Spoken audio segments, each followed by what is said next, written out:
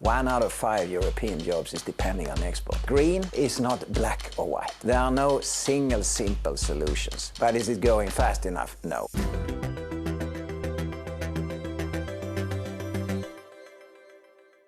Welcome to The Big Question, the series from Euronews where we dive deep into the world of business. I'm Elena Butler, and today I'm joined by Håkan Agneval, CEO of Wärtsilä. Thank you so much for being here with us. So part of Wärtsilä's business is to create new technologies for the shipping industry, but can you tell me how important is shipping for the European economy? If we look at the goods that is entering or exiting EU, 90% of that is done by sea transport. And export, as we all know, is very important for Europe. 1 out of 5 European jobs is depending on export. When we think about the importance of marine transport, let's take the example from 2021, when we had this big container vessel, Ever Given. It got stuck in the Suez Canal. The estimates are that, every day the cost for the global economy of that Suez Canal being shut down was 10 billion euro. And that shows, how important the marine shipping is for the global economy. And what are the key risks to shipping at the moment? The big topic of discussion is, of course, the geopolitical tensions, new trade barriers being imposed, fee structures, etc. And then, of course, the decarbonization journey. The industry set a target through the International Maritime Organization. That's basically the regulating organization for the whole industry. And IMO is developing a framework to move the whole industry to net zero by or around, as it's called, 2050. And now there is a discussion about what is the next step on the decarbonization journey in the marine industry.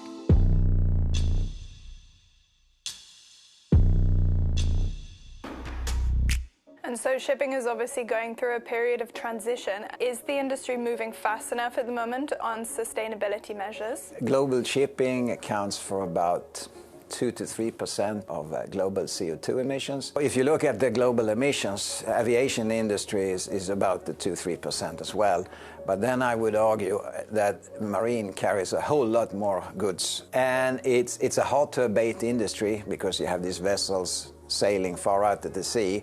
So you really need to find fuels and other things that can sustain that situation. Now, is the industry moving fast enough? The answer there is no, we are not moving fast enough. The movement has started, and I do see it's accelerating. So with a positive perspective, a lot of things is happening. But is it going fast enough? No. And how specifically is Wärtsilä working to find sustainability solutions? The lifetime of a vessel is about 30 years. And when I talk to our customers, which are the ship owners, they are formulating their strategies. They are not sitting still. They are thinking, what's going to happen in 30 years when we talk about how do you decarbonize the marine industry? So there are kind of 3 avenues that you can run in parallel. The first is to run your vessels more efficient. And that is about route planning or route optimization. Second avenue is the future fuels.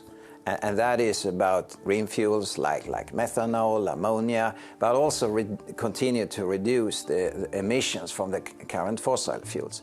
Then the third avenue is carbon capture. Taking from the exhaust of the engine, extracting the carbon, and with our technology, which is now commercially available, we can extract 70%, gathering that CO2 on the vessel and bringing it ashore. But what do we do with it? There are 2 major ways. One is to pump it back where it came from, basically, or to use it as a raw material in chemical process, including producing synthetic fuel. But that whole ecosystem is still in a very early stage. The good thing is we have the technology, but now, how could we use it? And other key element is the social aspect. It's about jobs, it's about people being able to have a future for themselves and their family. And I think this is also why the whole topic of decarbonization is so sensitive. Green is not black or white. There are no single simple solutions. And how easy is the carbon capture technology to install? So there is about 100,000 large vessels out there in the world, and we cannot just scrap them. You can actually fit it into the existing vessels, and of course you can fit it into new vessels as well. Yes, there is certainly a cost to that, but I think what really triggers the economy of the whole equation is, okay, what carbon pricing mechanism will there be, and what will be the cost or value that you can create, either depositing the CO2 or using it as a raw material. And oil is currently the dominant fuel for shipping, but I wonder how viable alternatives like ammonia are at the moment. If you look at the vessels that are being contracted right now, about half is running on the traditional heavy fuel diesel, and about half are actually prepared for what is called alternative fuels. But a big chunk of those alternative fuels, that's LNG, so it's gas, it's natural gas, so it's fossil. We are ready for the carbon neutral fuels, so methanol engines are being delivered as we speak. Then we have the next step, and those are what we call the zero carbon fuels. And there you have ammonia for shipping, and then we have hydrogen. And hydrogen, in our view, will be more for the land applications, because we build power plants as well, because the energy density of hydrogen is not good enough for big shipping. You will have to have a lot of tanks, and then you can carry less cargo. The technology to use the fuels, the green fuels, the future fuels, is actually here.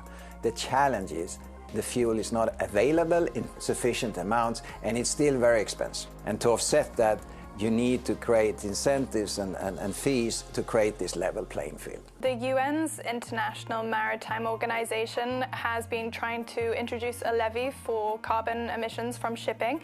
In October, the US blocked this, meaning the global players will have to wait a year before voting on the measures. Can you give me your thoughts on this? There was supposed to be a vote about introducing a new global carbon pricing mechanism. Now, this was postponed for a year. I think the challenge for the marine industry is that we are likely going in now to a situation with a much more fragmented landscape of different regulations. Because the EU still has its regulations, and the marine industry have been included in the ETS, basically the European system for trading carbon emissions. There is the EU Fuel Marine, which is putting levies on marine fuel. We hear rumors that the Chinese are now considering their specific frameworks. So having a vessel that can handle different fuels, that's critical. And the other is fuel efficiency, because fuel will become more expensive. There will be some kind of levies on the fossil fuels, and the green fuels today, they are 2 to 4 times more costly than the fossil fuels. Okay, thank you so much for sharing your insights on the big question. It's been a pleasure to have you with us. Thank you for having me.